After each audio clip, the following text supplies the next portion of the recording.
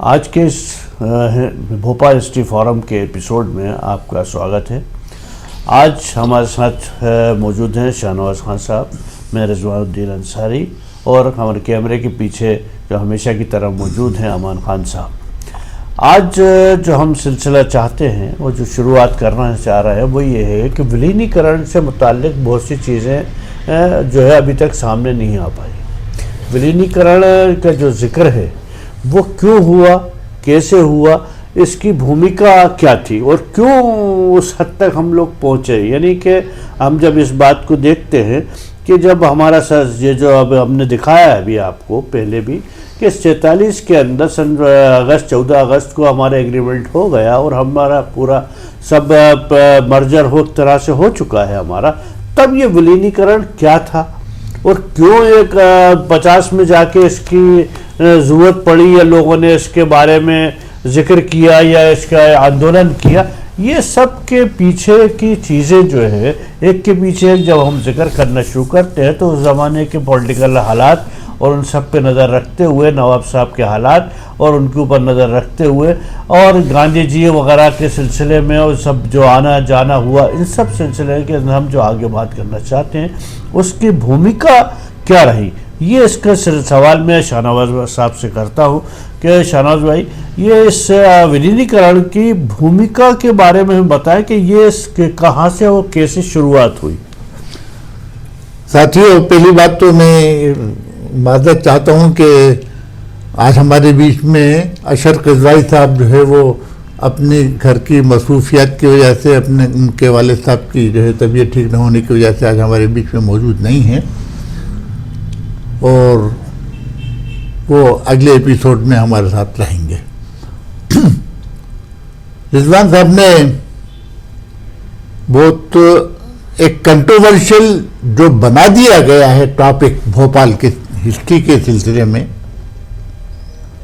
उस पर बातचीत करने के लिए मुझसे कहा गया है। हमें इस टॉपिक को लेके बहुत पहले से इसको शुरू करना पड़ेगा। हालात भोपाल के क्या थे, क्या नहीं थे। जैसा आप सब जानते हैं 1857 में भोपाल के लोगों ने, भोपाल के सिपाहियों ने जो इनकलाब, जो म्यूटनी या जो गदर का सिलसिला भोपाल में किया था, उससे उस वक्त के हुक्मरां, सत्ताधारी लोग जो है वो भोपाल के लोगों से खुश नहीं हुए और उन्होंने ये फैसला किया अंदरूनी तौर के ऊपर कि हमें भोपाल वालों पे भरोसा नहीं करना है। ऐसा उनके आमाल से लगा। नतीजा ये हुआ कि 1857 के बाद से भोपाल के लोगों को नौकरियों में जगह देना बंद कर दिया गया, क्योंकि सिपाहियों ने जो है ज़्यादा इसमें भूमिका निभाई थी और भोपाल से बाहर के लोगों को नौकरियों में रखना या दूसरे कामों में लगाना शुरू कर दिया गया। इसका एक छोटी सी एक बात बीच में, हालांकि इसको मैं बाद में मैं डिटेल से बताऊंगा। शाकिर अली खां जब भोपाल के सियासी उफ़ के ऊपर नमूदार हुए और बहुत ज़्यादा मामला चलते रहे, तो उनके ऊपर एक बार जो है वो ये भी प्लानिंग की गई कि उनको गुंडों से पिटवा दिया जाए और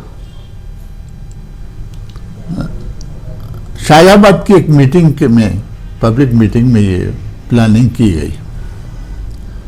ये खबर शाकिर अली खां को भी लगी, तो वहां पे उन्होंने अपनी पब्लिक मीटिंग में कहा, देखिए मुझे पिटवाने की साजिश की गई है और उसके लिए गुंडे भी भोपाल से बाहर के बुलाए गए हैं। तो ये एक वाकया भी है भोपाल का जो सच है, जो हिस्ट्री में मौजूद है। तो मेरा ये कहना है कि भोपाल के बाहर के लोगों को हर एडमिनिस्ट्रेशन के हर मामले में जो है वो बिठाया लाया गया,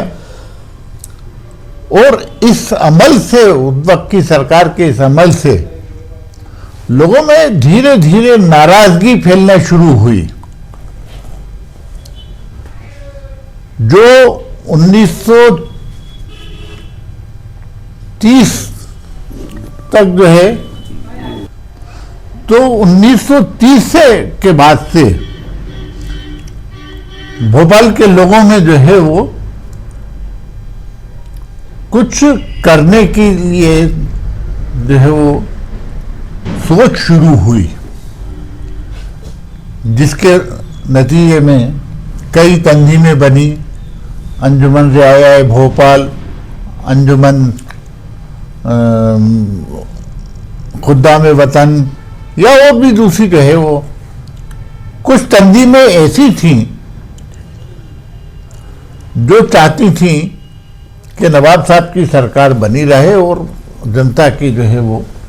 नवाब साहब से मिलके ही जनता के मामलात को, जनता की मांगों को जो है वो मनवा लिया जाए। कुछ तंजीमें ऐसी थी कि जो चाहती थी कि जो है वो किसी भी हाल में हमको जो है वो जनता की परेशानियों को जो है वो सुधारना चाहिए, और नवाब उस वक्त की हुकूमत को इसके लिए मजबूर करना चाहिए कि वो जनता की समस्याओं के ऊपर ध्यान दे। नतीजे के तौर के ऊपर खान शाकिर अली खां की अंजुमन खुद्दाम वतन जो है वो ज़्यादा पॉपुलर साबित हुई, और उसने एक अखबार निकाला। अखबार के सिलसिले में ये भी हिस्ट्री है, कहा जाता है कि अखबार जो है वो ब्लैक में भी बिकता था उस ज़माने में। लोग उस ज़माने में, हालांकि कीमतें जो है वो बहुत कम थी, सिपाहियों की तनख्वाह 2, 4, 5 रुपये हुआ करती थी, 5 रुपये थे, लेकिन अखबार जो है वो खरीदने के लिए हर हफ्ते लोग मुंतज़िर रहते थे कि अखबार आए और हम खरीदें, और यहाँ तक जो है 5-5, 10-10 रुपये में अखबार खरीदे जाते थे। ये लोगों का इंटरेस्ट, जो जनता का इंटरेस्ट है, ये शो करता है, बताता है कि वो जो है अपने हुकूक के लिए, अपने अधिकारों के लिए कौन क्या संघर्ष कर रहा है, ये देखते थे। अंजुमन खुद्दाम वतन का भी जो है वो गठन का भी जो है ये मामला सामने आया कि 3-4 बार मीटिंगें की गई, लेकिन जो है वो खबर लग जाती थी सरकार को, और उसके बाद जो है वो मीटिंग नहीं हो पाती थी। एक वाकया ये भी है कि रेलवे स्टेशन पे विजय होटल के ऊपर किसी की जो है वो बर्थडे पार्टी का प्रोग्राम रखा गया, लेकिन वो बर्थडे प्रोग्राम नहीं था, उसमें जो है वो यही जो अंजुमन खुद्दाम वतन लोग बनाना चाहते थे, उसके लिए जो है वो लोग वहाँ जमा होना चाहते थे। ये खबर जो है सरकार तक गई, और सरकार ने विजय होटल वालों को जो है वो धमकाया कि आपने अगर यहाँ मीटिंग की तो आपके साथ जो है वो अच्छा सलूक नहीं होगा, फलां को ये वो। आखिर वो जो है वो मीटिंग भी ख़त्म नहीं हो पाई, किसी तरीके से किसी के घर पे जाके वो मीटिंग हुई हो। खैर बाला, इस तरीके के बहुत से वाक़यात हैं जो आवाम तक, आज के लोगों तक पहुंचाया जाना बहुत ज़रूरी है। खाली इतना ही नहीं, लोगों में अंग्रेज़ों के खिलाफ भी जो है वो बड़ी नाराज़गी थी, बहुत ज़्यादा नाराज़गी थी। अंग्रेज भी चाहते थे कि नहीं, भोपाल वालों को जो है नौकरी नहीं दी जाना चाहिए। वो अंग्रेज़ों ने मतलब कोई भी अपॉइंटमेंट अंग्रेज़ों के मंजूरी के बगैर नहीं होता था। ये सब तमाम हालात हैं, इन तमाम को खाली एक एपिसोड में जो है वो बांध के नहीं रखा जा सकता था। और उसके लिए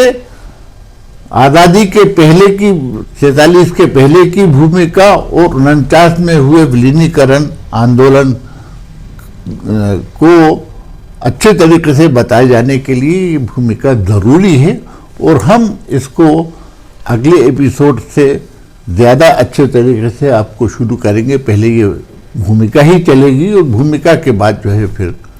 हम जो है विलीनीकरण, जो एक बड़ा मामला बनाया गया है और लोगों को गुमराह किया गया है, उसको भी डिटेल से, तफसील से बताया जाना ज़रूरी है। इसलिए मैं आपसे अब दरख्वास्त करता हूं कि आप इन एपिसोड को गौर से देखिए, समझिए और अब भोपाल की हिस्ट्री से जो है वो वाकिफ़ हो जाइए। और जो है आप इसको जो है खाली आप ही नहीं सुने, आप दूसरों को भी सुनाएं, इनको शेयर कीजिए, देखिए, शेयर कीजिए और सब्सक्राइब कीजिएगा, ताकि जो है ये ज़्यादा से ज़्यादा लोगों तक भोपाल की सच्ची हिस्ट्री पहुंच सके। इस दरख्वास्त के साथ हम आपसे अगले एपिसोड में मुलाकात करेंगे।